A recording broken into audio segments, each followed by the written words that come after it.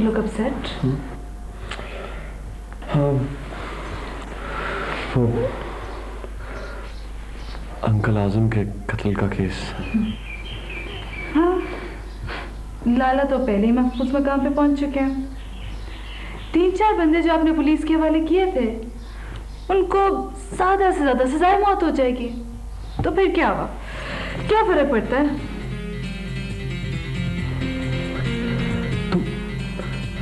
तुम कैलेस हो गई हो, इतनी सफाक। कैलेस नहीं हुई साहब, तुम्हारा कल्चर समझ गई हूँ। सफाक नहीं हुई, तुम्हारी सोसाइटी समझ गई हूँ।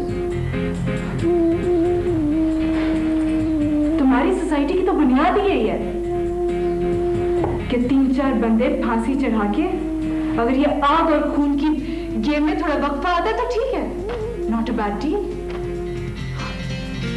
और फिर मैंने कौन सी नई बात की है? क्या यही प्रैक्टिस नहीं तुम लोगों की? Man eater, आदमखोर। आदमखोर को अगर आदमी मारे तो उसे शिकारी कहते हैं। तुम लोग आपस में कौन हो?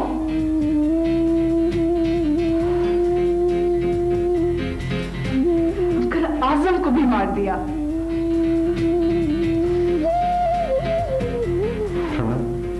We have nothing to do with that murder.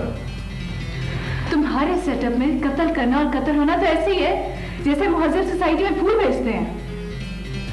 पर तुम लोग का तो कमाल ही है कि इसके बावजूद अल्लाह और रसूल की बातें करते हो। मैं तो दीन से नावाकिफ वेस्टर्नाइज्ड लड़की हूँ। तुम्हें याद है रसूल ने कहा था कि सब मुसलमान एक जिस्म की मानद है। जिस्म के एक हिस्से में तकलीफ हो तो पूरे जिस्म में दर्द होती है।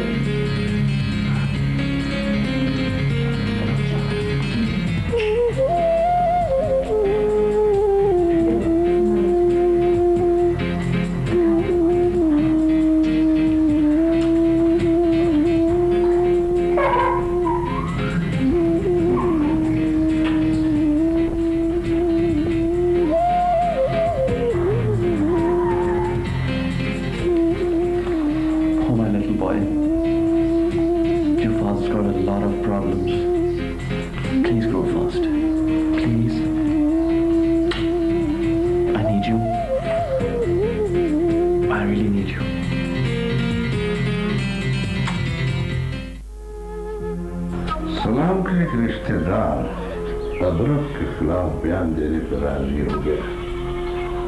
आपने सचों से कहे तो इस बयान की रोशनी में पर्चा काटे कि अदरक ने सलाम को जबरदस्ती या कमाल बना रखा है। आप ठीक कह रहे हैं मलिक साहब, मगर इसका फायदा क्या होगा? सलाम का एक तरदीदी बयान फिर सूरत हाल को बदल देगा। डीएसपी साहब, इतना अकल हमको भी है कि ये फाइल अदालत में पेश नहीं करनी। इसकी बुनियाद पर एसएचओ हवेली पर रेड करके सलाम के खानदान को बरामद कराएगा। एक बार सलाम हमारे इलाके में आ जाए तो तमाम बयान बदलने पर मजबूर हो जाएगा। मैंने तो सुना है कि वो बहुत मजबूत किरदार का मालिक है। जब उसका मूडी माँ और बीवी कब्जे में होगा तो सारे किरदार और इरादे बदल जाएंगे। ये इरादों के लिए तो पुराना एसपी और एसएचओ तब्दील करवाया। मगर एसपी साहब तो छुट्टी पर चले गए। लंबी छुट्टी पे चला जाएगा। डीएसपी से आपको पक्का एसपी बनवा देंगे। हमारा काम होते रहेंगे तो आपकी तरक्की भी होती रहेगी। मैं मामला समझ गया हूँ, सब कुछ आपकी मर्जी के ऐन मुताबिक होगा। अच्छा चाहे तो पियो।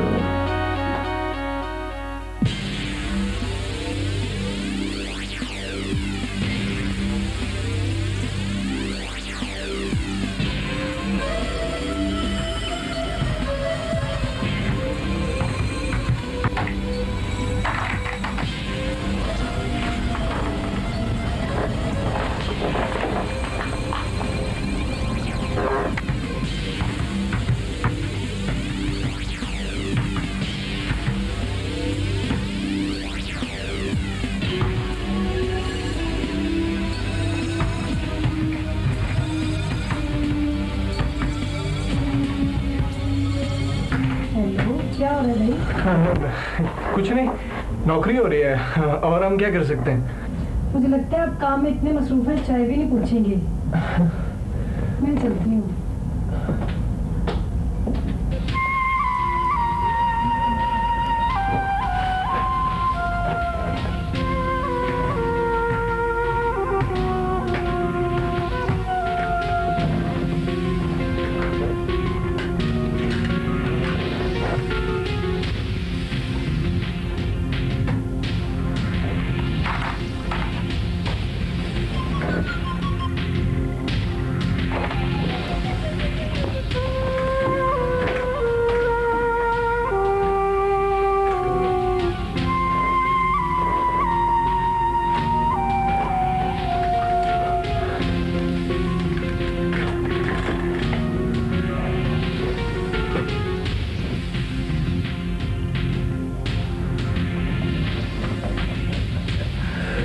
Well done, Saran. Well done. That's why I love you. I love you.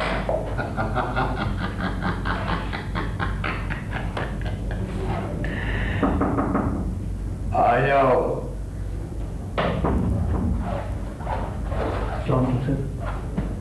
ओए, इस टेंडर का क्या बना? वो तो फाइल मैंने तैयार कर दी, फिर फाइल आपके सामने पड़ी है। ये तो मैंने देख ली है। ये लो फाइल, और ये मेरी तरफ से। वो सर जैसा कहा है वैसा करो। ठीक है सर। आपने ये कोटेशन भिजवा दी है? जी sir. That's why I hate you. एक नया टेंडर वकार आवान ग्रुप की तरफ से दो। लेकिन सर वो तो कल लास्ट डेट है सर। तो कल कराओ। जाओ जाओ।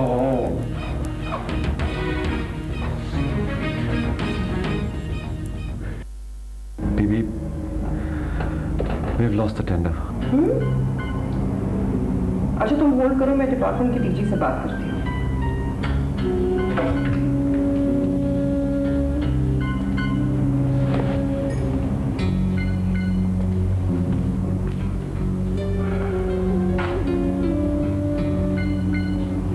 हेलो जिलानी साहब। जी मैं बोल रही हूँ।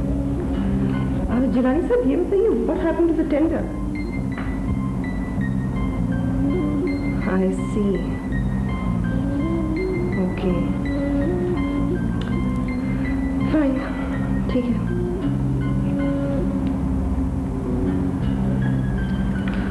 जाफिर, ये टेंडर हमारे हाथों से नहीं मगर तुम्हारे हाथों से निकला है, और मुझे यकीन है कि तुम्हारे ऑफिस से कुछ इन्फॉर्मेशन लीक आउट हुई है। तुम्हारा कोई आदमी तुम्हारे कंपेटिटर से मिला हुआ है। You need to scan around very carefully to find out who that is. पहले तेरी तनख्वाह 7,000 थी, फिर तेरी तरक्की हुई, 1,000 बढ़कर 8,000 हो गई। अब ये 15,000 कहाँ से आ गए? 8,000 रुपए नई कंपनी के, 7,000 रुपए पुरानी कंपनी के, जिसकी जासूसी मैं नई कंपनी में करता।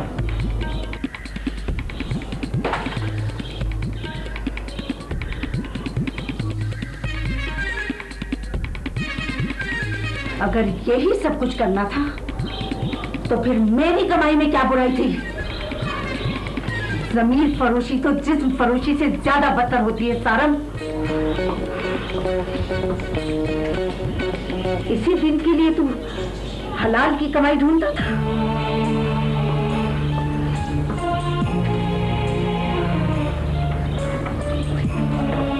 सिर्फ औरत ही तवाइफ नहीं होती, वो मर्द तवाइफ से भी बदतर होता है जो अपनी वफा, अपने उसूल बेच लेता है। वो तो दल्लाल होता है, दल्लाल। सरफ, नमक हरामी तो हरामी करते हैं सारंग। अरे तेरा तो बाप भी था। बस कर दे बाप, बस कर दे। भूल हो गई है, माफ कर।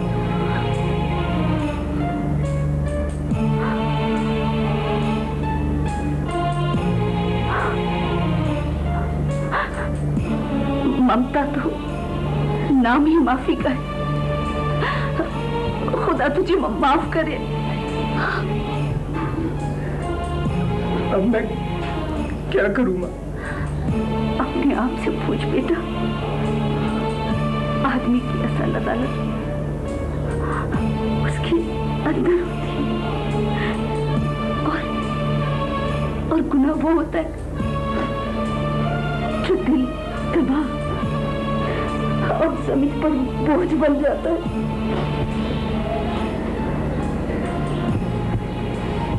मां, वाकई बड़ी भूल हो गई।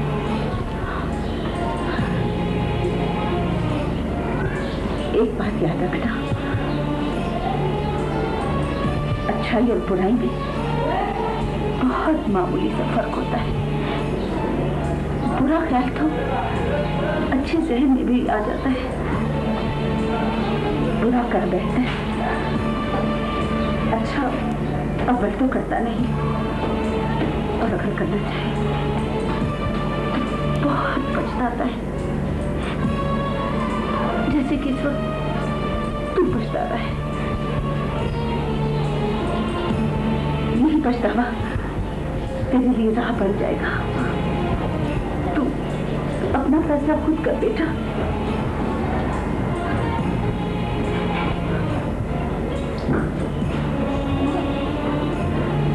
मां,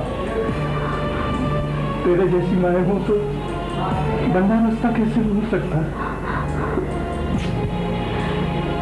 माए तो माँ जैसी ही होती है बेटा, पर हर बेटा ये जैसा नहीं होता।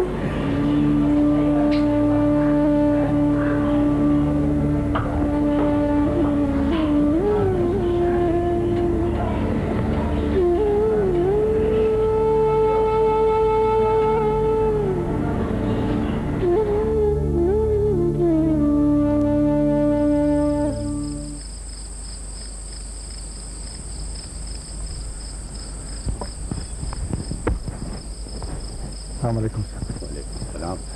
सर मैं इजाज़त लेने आया था। तुम परेशान तो नहीं हो? अगर तुम चाहो तो मैं तुम्हारा तबादला रुकवा भी सकता हूँ। नहीं सर, सर मैं इस ट्रांसफर से खुश हूँ। तुम जानते हो कि मैं तुम्हारी कितनी इज्जत करता हूँ। इसकी सिर्फ एक वजह है कि तुम और तुम्हारे बच्चे आज तक रिस्क हराम से महफूज हैं। वो तो मुझे भी ट्रांसफर की धमकी दे गया है। सदाकत, तुम चलो, मैं भी आ रहा हूं पीछे पीछे तुम्हारे। सर आप जैसे और हम जैसे पागलों की वजह से ही तो इस सोसाइटी का भरम कर, वरना 2 कौड़ी के आदमी चंद महीनों में करोड़पति कैसे बन जाते हैं ये आपको भी पता है और हमें भी पता है। सर हमने तो नौकरी करनी खुदा की, इस खल के खुदा की, बल्कि हमने तो चाकरी करनी है इस मिट्टी की। सर जी जी क्या? अच्छा अच्छा बताता हूँ।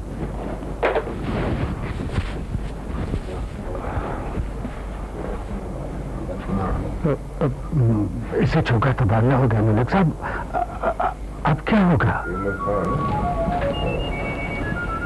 जी मलिक साहब। ऐसे हालात में एसएचओ के तबादले का मतलब ऐसा ही है जैसे मौसम बदल जाता है।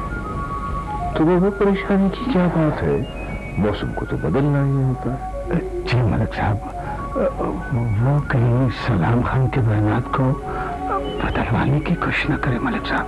हाँ, ठीक है, उनको मेरी तरफ से कह दो कि बयान बदल रहे। हाँ, बयान बदल रहेंगे तो मुश्किल में नहीं पड़ेंगे। बयान तो बदले लेकिन दिल न बदले, इसलिए कि दिल अदालत में काम आएंगे। जी मलिक साहब जी। क्योंकि पुलिस के सामने दिए हुए बयान की कोई अहमियत नहीं होती। जी समझ गया मलिक साहब, समझ गया सर।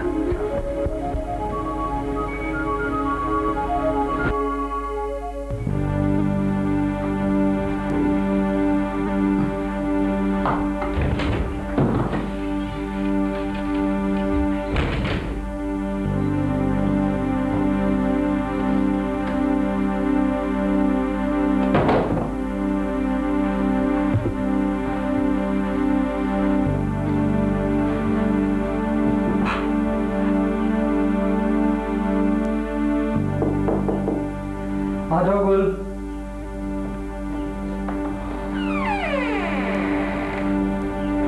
मलिक साहब, ये कपड़ा किधर रखना है? मुझे क्या पता, वहां रखो जहां से होने चाहिए, या जाकर गुल से पूछो।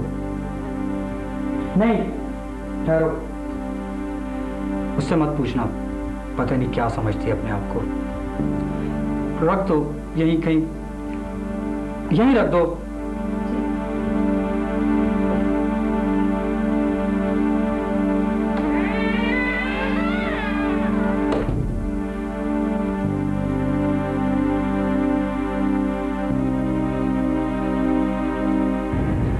क्या लेटेस्ट रिक्रूटमेंट है तुम्हारी? एक लड़का रखा है, सारा नाम है उसका। कहाँ है? Computer section. Oh my God, बुलाओ उसे। यास्मीन, सारा को भेजिए।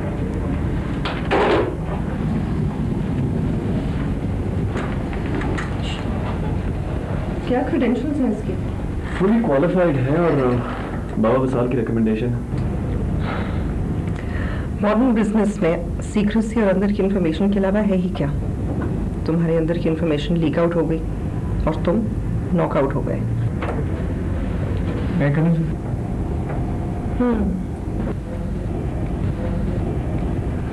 क्या नाम है तुम्हारा? जी सारा। पहले कहाँ थे? अवान इंटरप्राइजेस।